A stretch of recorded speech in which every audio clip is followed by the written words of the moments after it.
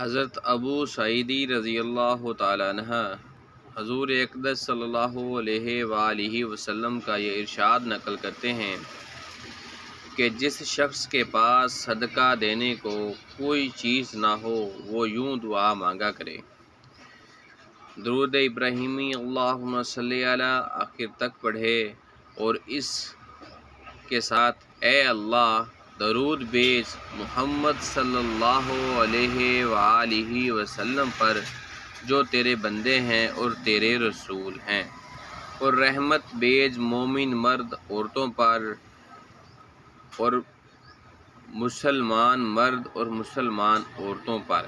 یہ دعا اس کے لیے زکوٰۃ یعنی کہ صدقہ ہونے کے قائم مقام ہے، اور مومن کا پیٹ کسی خیر سے کبھی نہیں بھرتا یہاں تک کہ وہ جنت میں بھی پہنچ جائے۔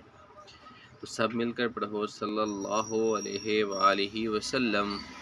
سبحان اللہ، ما شاء اللہ، الحمدللہ۔